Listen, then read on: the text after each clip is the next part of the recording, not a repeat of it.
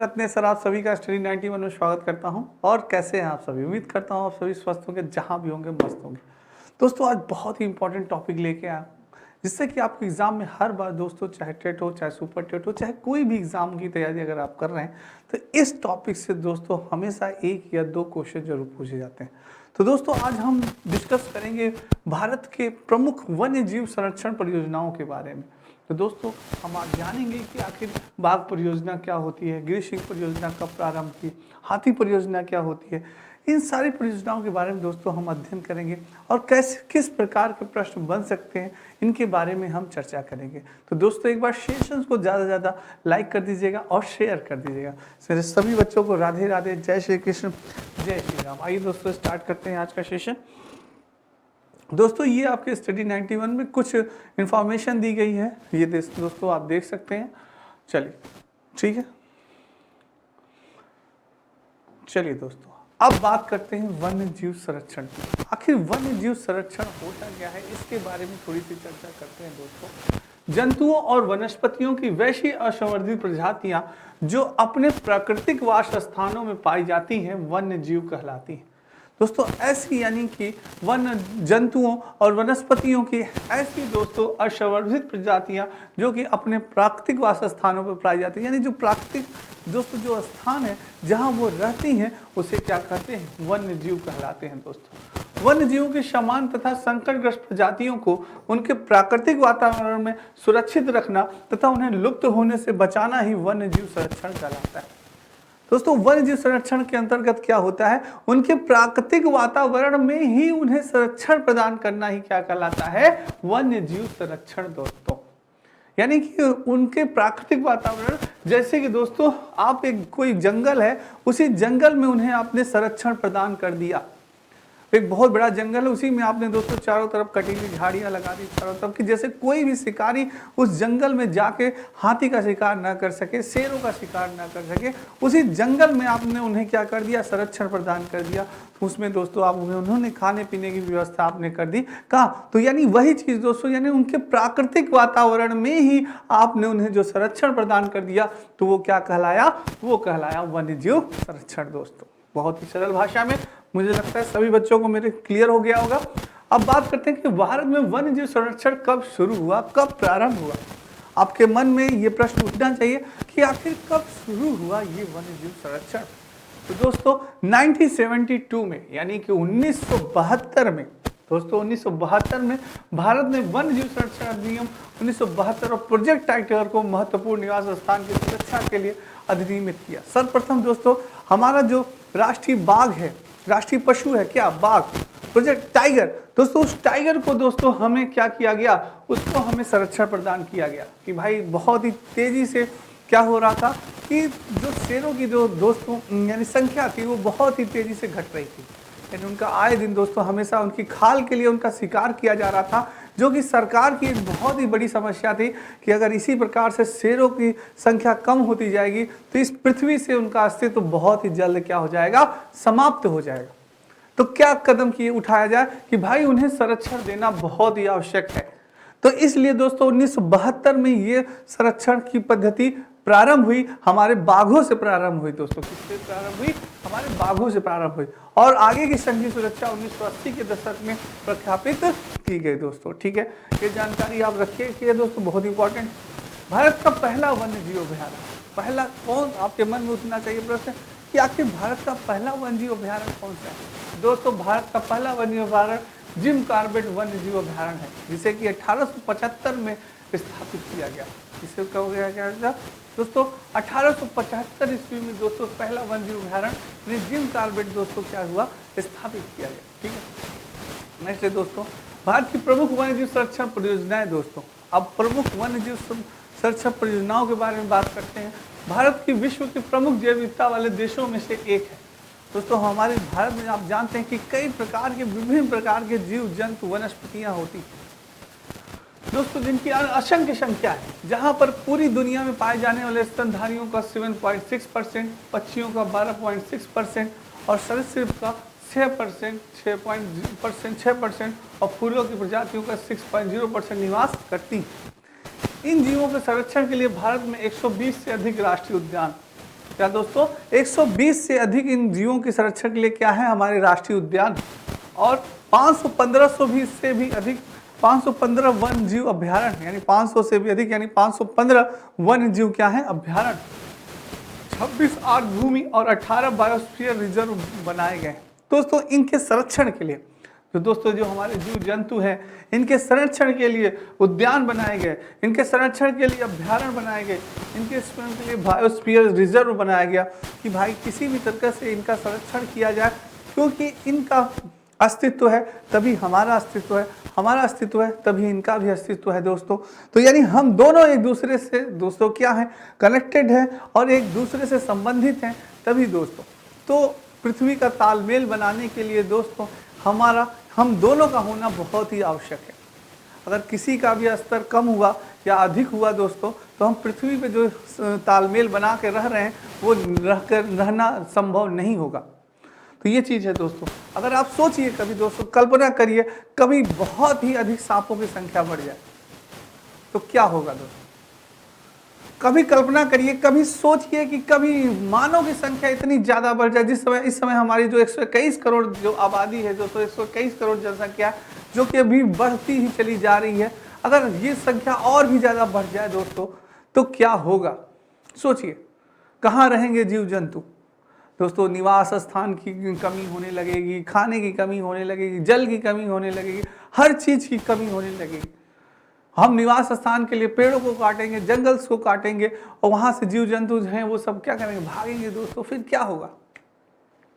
तो वही चीज़ है दोस्तों, यानी कि अगर हमारा स्तर अगर बढ़ा तो भी इनके अस्तित्व को खतरा है, अगर उनका स्तर बढ़ा तो भी हमारे अस्तित्व को खतरा है। तो ये चीज़ है, दोनों चीज़ें समान होनी चाहिए तभी दोस्तों जीवन का तालमेल चलता रहेगा। ठीक है, नेक्स्ट बात करते हैं वर्तमान में भारत में कितने वन्य जीव अभ्यारण्य। तो भारत में कुल मिला के 104 राष्ट्रीय उद्यान है, 551 वन्य जीव अभ्यारण्य है, 131 समुद्री रक्षित क्षेत्र है, 18 बायोस्फीयर रिजर्व है, 28 संरक्षण रिजर्व और 127 सामुदायिक रिजर्व है। ये दोस्तों अभी का आंकड़ा है कि जो वर्तमान की बात की जा रही है कि भारत में कितने वो है। तो 551 वन्य जीव अभ्यारण्य है और कुल 104 राष्ट्रीय उद्यान है। वर्तमान का आंकड़ा ये दिया गया है दोस्तों। ठीक है, आइए दोस्तों और जानते हैं वन्य जीव संरक्षण का उद्देश्य क्या था। आखिर इसका उद्देश्य क्या था कि क्यों सरकार ने वन्य जीव संरक्षण किए, इसका उद्देश्य क्या था आइए जानते हैं। दुनिया के पारिस्थितिक तंत्र के हिस्से के रूप में वन्य जीव प्रकृति की प्रक्रियाओं को संतुलन और स्थिरता प्रदान करती है। वन्य जीव संरक्षण का लक्ष्य है कि इन प्रजातियों के अस्तित्व को सुनिश्चित करना और लोगों को अन्य प्रजातियों के साथ स्थायी रूप से रहने के बारे में शिक्षित करना। यानी दोस्तों वन्य जीव संरक्षण का उद्देश्य था कि जो हमारे जीव की प्रजातियां हैं उन्हें हम क्या करें, सुरक्षित रखें एवं संरक्षित रखें। क्योंकि अगर इनका अस्तित्व हमारी दुनिया से दोस्तों मिट जाएगा तो हम कैसे बताएंगे आने वाली पीढ़ियों की कैसे थी दोस्तों। जैसे कि बाज का अस्तित्व बहुत ही जल्द, गिद्ध का हमें बहुत ही कम देखने को मिलता है क्योंकि इनका अस्तित्व धीरे धीरे क्या हो रहा है, समाप्त हो जा रहा है। तो ये भी दोस्तों जिस तरह से डायनासोर और चीज़ें दोस्तों हमें सिर्फ कहानियों में सुनने को मिलती है, इसी तरह से हम अपने बच्चों को कहानियों में सुनाएंगे कि देखो गिद्ध इस प्रकार से होता है, बाज देखो इस प्रकार से होता है, मोर इस प्रकार से होता है। अगर इनका अस्तित्व समाप्त हो जाएगा तो ये सिर्फ दोस्तों कहानियों में ही देख पाएंगे, हमारे बच्चे इन्हें मूल रूप से नहीं देख पाएंगे दोस्तों।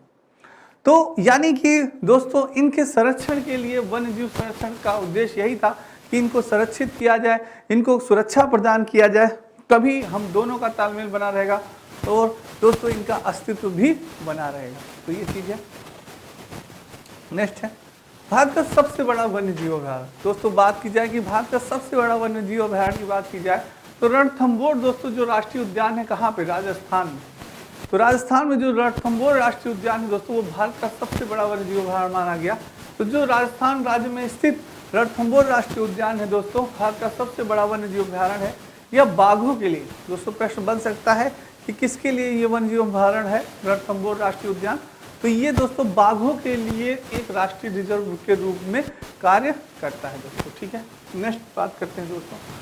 ये दोस्तों आपकी बुक्स है, हैंड राइटिंग है आपकी स्टडी 91 में जो कि उपलब्ध है, आप सभी ले सकते हैं।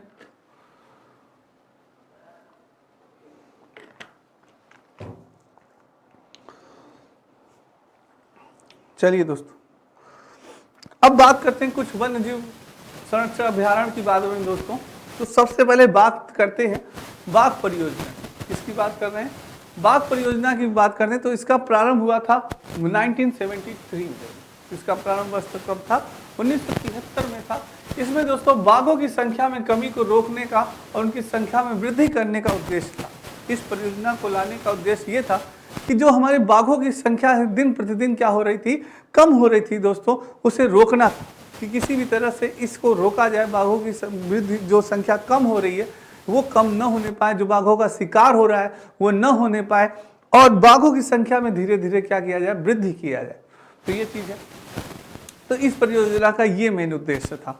नेक्स्ट परियोजना थी आपकी गिद्ध संरक्षण परियोजना। तो जैसे मैंने आपको बताया कि आए दिन हमें गिद्ध देखने को बहुत ही कम मिलते हैं। पहले दोस्तों हम लोग को कोई भी अगर जानवर की मृत्यु हो जाती थी तो हमें गिद्ध ऐसे मंडराते रहते थे आसमान में, चारों तरफ ऐसे मंडराते थे, हमें बस दूर से ही पता चल जाता है अरे यार लग रहा है वहां कोई जानवर की मृत्यु हो गई।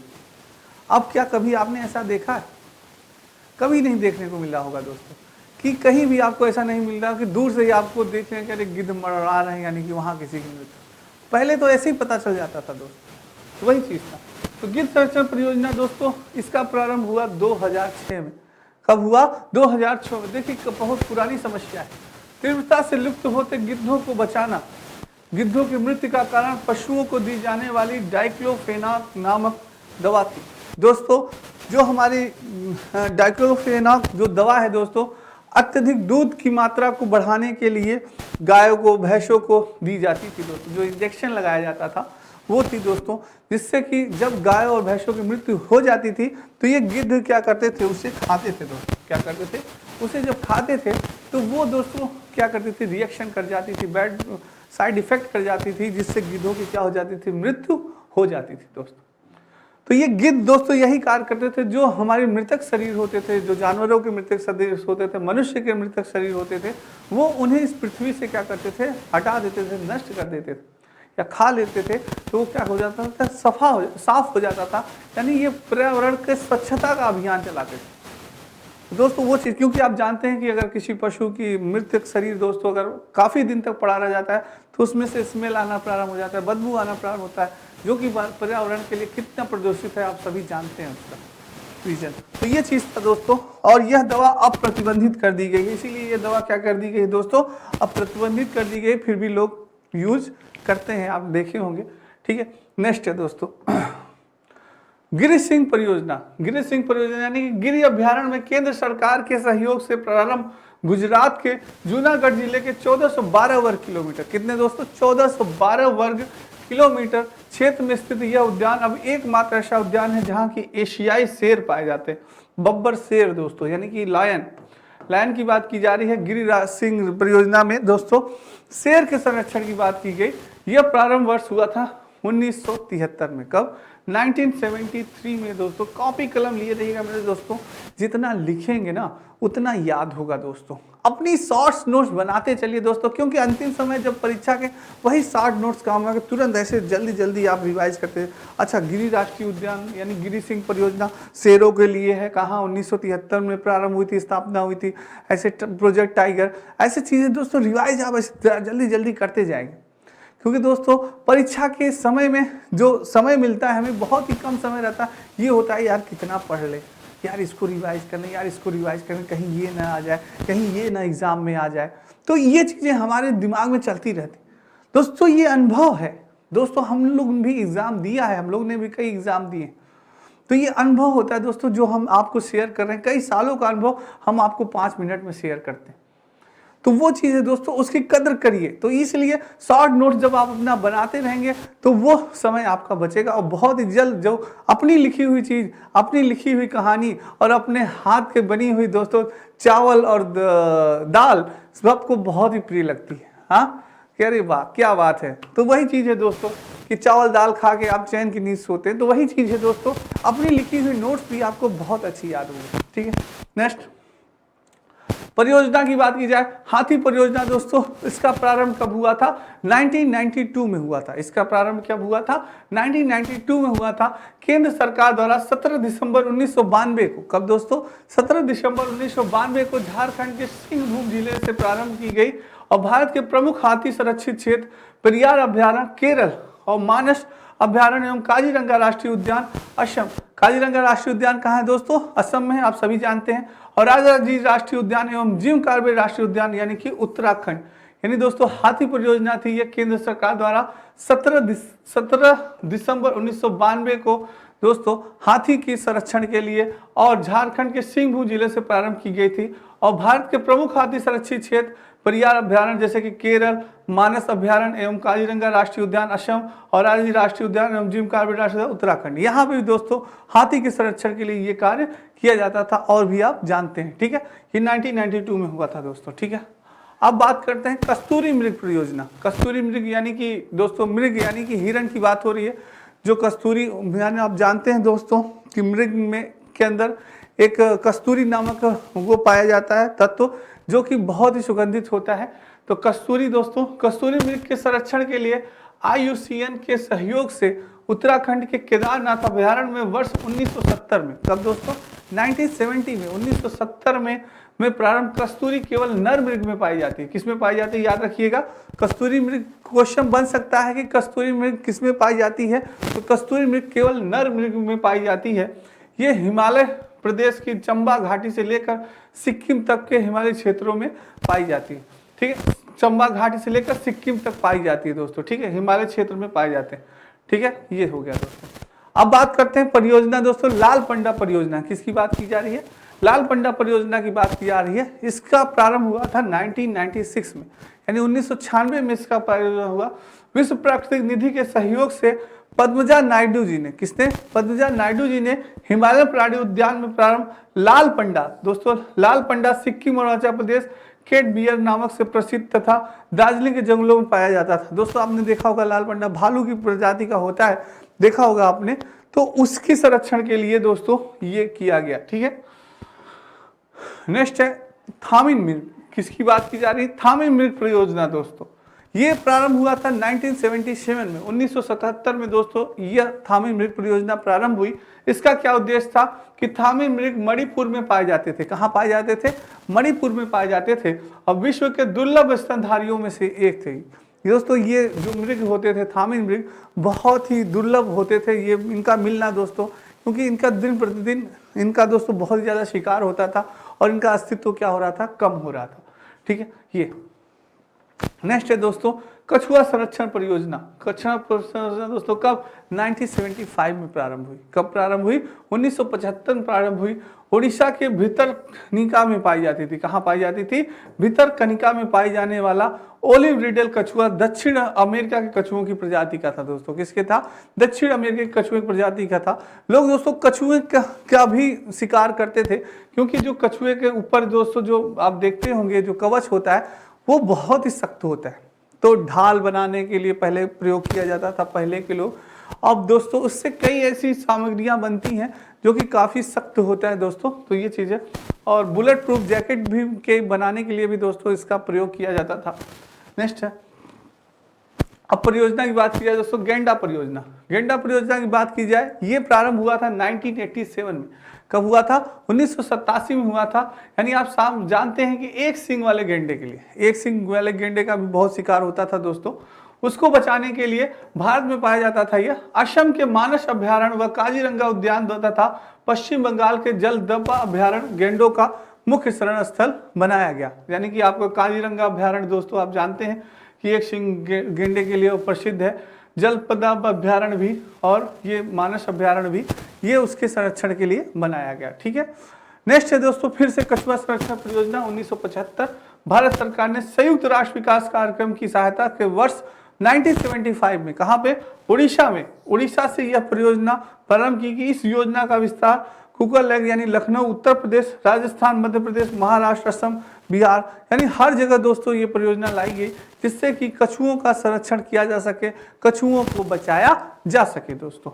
ठीक है, नेक्स्ट बात करते हैं कुछ महत्वपूर्ण पर्यावरण दिवस। दोस्तों अब कुछ महत्वपूर्ण पर्यावरण दिवस पे बात करते हैं, जिससे आए दिन हमारे एग्जाम में पूछा जाता है। जैसे पूछ लिया गया, बताइए विश्व जल दिवस कब मनाया जाता है? राष्ट्रीय विज्ञान दिवस कब मनाया जाता है? तंबाकू निषेध दिवस कब मनाया जाता है? तो दोस्तों ये बहुत इंपॉर्टेंट है, थोड़ा सा इसके बारे में भी आपको जानकारी होनी चाहिए। मेन है दोस्तों, याद रखिएगा। जैसे बात करते हैं, बात की जाए राष्ट्रीय विज्ञान दिवस की दोस्तों, तो राष्ट्रीय विज्ञान दिवस हमारा मनाया जाता है 28 फरवरी को। कॉपी कलम लिए रहिएगा दोस्तों, बहुत इंपॉर्टेंट है ये भी। और विश्व वानिकी दिवस दोस्तों, विश्व वानिकी दिवस हमारा मनाया जाता है 21 मार्च को। कब मनाया जाता है? 21 मार्च को वानिकी दिवस मनाया जाता है। विश्व जल दिवस, जल दिवस मनाया जाता है कि भाई जल को हमारा संरक्षित किया जाए, जल को प्रदूषण से मुक्त किया जाए, किस प्रकार से लोगों को जागरूक किया जाए, तो जल के बारे में बताया जाता है। कब? 22 मार्च को दोस्तों। कब? 22 मार्च को मनाया जाता है आपका जल दिवस। विश्व मौसम विज्ञान दिवस की बात कर रहे हैं, तो दोस्तों मौसम विज्ञान दिवस हम सभी जानते हैं, ये मनाया जाता है 23 मार्च को। विश्व स्वास्थ्य दिवस की बात करें दोस्तों, तो यह मनाया जाता है आपका 7 अप्रैल में। स्वास्थ्य दिवस, स्वास्थ्य से संबंधित दोस्तों कई जगह कैंप लगाए जाते हैं, कई जगह चीज़ें बताई जाती हैं कि भाई विश्व स्वास्थ्य दिवस दोस्तों किस प्रकार से हम HIV से बचाव कर सकते हैं, किस प्रकार से हम दोस्तों कैंसर से बचाव कर सकते हैं, किस प्रकार से हम पोलियो से बचाव कर सकते हैं। इस प्रकार से कई चीज़ों के बारे में बताया जाता है, जगह जगह वो कैंपेन लगते हैं दोस्तों स्वास्थ्य से संबंधित ये चीज़ें दोस्तों। पृथ्वी दिवस मनाया जाता है कब? 22 अप्रैल को। कब मनाया जाता है पृथ्वी दिवस? 22 अप्रैल को मनाया जाता है कि पृथ्वी को किस प्रकार से सुरक्षित रखा जाए, किस प्रकार से हरा भरा रखा जाए, लोगों को जागरूक किया जाता है भाई किस पर्यावरण को स्वच्छ रखिए, नहीं तो पृथ्वी का अस्तित्व, ग्लोबल वार्मिंग बढ़ती जा रही है, धीरे धीरे पृथ्वी का अस्तित्व खत्म हो जाएगा और पृथ्वी क्या होगी? जलमग्न हो जाएगी। तो यही चीज़ है दोस्तों, लोगों को जागरूक किया जाता है 22 अप्रैल को। विश्व जैव विविधता दिवस की बात की जाए तो ये मनाया जाता है कब दोस्तों? 22 मई को। हम जानते हैं कि हमारे दोस्तों हमारे विश्व में, सारे विश्व में, इस सारे संसार में कई प्रकार के जीवों के किस्म हैं, कई प्रकार वनस्पतियां हैं, कई प्रकार के पेड़ पौधे हैं, कई प्रकार के पक्षियां हैं दोस्तों। तो उनके जैव विविधता के आधार पे हम मनाते हैं 22 मई को, उनके संरक्षण के रूप में जागरूक कि उनका संरक्षण किया जाए, किस प्रकार से उनका बचाव किया जाए, ये चीज़। तंबाकू मुक्ति दिवस दोस्तों, यानी तंबाकू से मुक्त हुआ हमारा देश, इसके बारे में लोगों को जागरूक किया जाता है। 31 मई को मनाया जाता है, बहुत ही इंपॉर्टेंट है, याद रखिएगा, वेरी इंपॉर्टेंट कर लीजिएगा, क्योंकि ये कई बार एग्जाम में पूछा गया है। ये दोनों दोस्तों बहुत इंपॉर्टेंट है, EVS में हो गया, टेट में हो गया, सुपर टेट में हो गया, ठीक है। विश्व पर्यावरण तो हम सभी जानते हैं, बहुत इंपॉर्टेंट भी है, कई बार पूछा भी गया। विश्व पर्यावरण दिवस मनाया जाता है 5 जून को। विश्व जनसंख्या दिवस आपका मनाया जाता है 11 जुलाई को। जनसंख्या के दिवस जो मनाया जाता है दोस्तों, ये आपका 11 जुलाई को मनाया जाता है कि किस प्रकार से हम अपनी जनसंख्या, बढ़ती हुई जनसंख्या पर कंट्रोल कर सकते हैं, किस प्रकार से हम बढ़ती हुई सरकार ने क्या योजनाएं निकाली हैं कि भाई ये जनसंख्या वृद्धि से किस प्रकार से समस्याएं हो सकती हैं, क्या क्या समस्याएं उत्पन्न हो सकती हैं, बेरोजगारी, सारी समस्याओं। तो ये चीज़ है दोस्तों, इसके प्रति लोगों को जागरूक किया जाता है। विश्व बाघ दिवस, बाघ दिवस यानी कि 29 जुलाई, यानी कि बाघों को किस प्रकार संरक्षित किया जाए, बाघ हमारे लिए कितने इंपॉर्टेंट है, इन सारी चीज़ों के बारे में विश्व बाघ दिवस के दिन वो किया जाता है। विश्व ओजोन दिवस, ओजोन दिवस यानी कि 16 सितंबर को दोस्तों, इसमें ओजोन दिवस, ओजोन के बारे में बताया जाए, ओजोन परत के बारे में। विश्व गेंडा दिवस, गेंडा को संरक्षण करने के बारे में बताया जाता है 22 सितंबर। दोस्तों सारी चीज़ें बहुत इंपॉर्टेंट है, स्क्रीनशॉट ले लीजिएगा, बहुत ही इंपॉर्टेंट है आपके लिए, ठीक है दोस्तों। नेक्स्ट चलते हैं विश्व खाद्य दिवस की बात करें तो दोस्तों, विश्व खाद्य दिवस हमारा मनाया जाता है कब? 16 अक्टूबर को विश्व खाद्य दिवस, जो खाद्य से रिलेटेड हमारे किसान भाइयों को जागरूक किया जाता है कि अगर आप इन खाद्यों का इस्तेमाल करेंगे तो आपकी उपज बहुत अधिक मात्रा में हो सकती है। तो ये चीज़ है दोस्तों, ये आप क्या करते हैं, इन रासायनिक पदार्थों का प्रयोग करिए या उनका प्रयोग करिए जिससे कि जो पौधों में कीटाणु लग रहे हैं वो नहीं लगेंगे, ये सब चीज़ें हो सकती हैं। संयुक्त राष्ट्र दिवस 24 अक्टूबर को जानते हैं, ये भी इंपॉर्टेंट है, याद रखिएगा। कई बार पूछा गया है आपसे कि संयुक्त राष्ट्र दिवस कब मनाया जाता है? 24 अक्टूबर को। विश्व पर्यावरण संरक्षण दिवस की बात की जाए तो 25 नवंबर को। मानवाधिकार दिवस में बात की जाए तो 10 दिसंबर को। कई बार पूछा गया है, मानवाधिकार दिवस इंपॉर्टेंट है, याद रखिएगा। 10 दिसंबर को मनाया जाता है मानवाधिकार दिवस, यानी कि मानव के अधिकार के बारे में बात की जाती है कि क्या क्या है मानव का अधिकार। तो ये दोस्तों 10 दिसंबर को मनाया जाता है, बहुत इंपॉर्टेंट है, याद रखिएगा। राष्ट्रीय प्रदूषण रोकथाम दिवस 2 दिसंबर, ये भी इंपॉर्टेंट है। राष्ट्रीय पर्यावरण को जो हम प्रदूषण से रोकथाम, क्या क्या योजना हो सकती है, किस प्रकार से हम अपने पृथ्वी को प्रदूषित होने से बचा सकते हैं। लोगों को प्रति जागरूक करिए दोस्तों कि जल प्रदूषण कितना नुकसानदायक है, वायु प्रदूषण कितना नुकसानदायक है, मृदा प्रदूषण हमारे लिए कितना नुकसानदायक है। इसके बारे में लोगों को क्या करना है, जागरूक करना है। और राष्ट्रीय ऊर्जा संरक्षण दिवस की बात की जाए तो यह 14 दिसंबर को मनाया जाता है। कब? राष्ट्रीय ऊर्जा संरक्षण दिवस आपका 14 दिसंबर। ठीक है दोस्तों, बहुत इंपॉर्टेंट है ये। दोस्तों आपके वीडियो का बैच स्टार्ट हो चुका है, महा बचत ऑफर। जो बच्चे ज्वाइन करना चाहते हैं ज्वाइन कर सकते हैं कंप्लीट कोर्स। तो दोस्तों आज की क्लास आपको कैसी लगी कमेंट बॉक्स में कमेंट जरूर करिएगा, एक बार लाइक करिएगा दोस्तों और शेयर जरूर करिएगा। आज के लिए इतना ही, कल फिर मिलेंगे सभी बच्चों के साथ। राधे राधे, जय श्री कृष्ण और जय हिंद दोस्तों।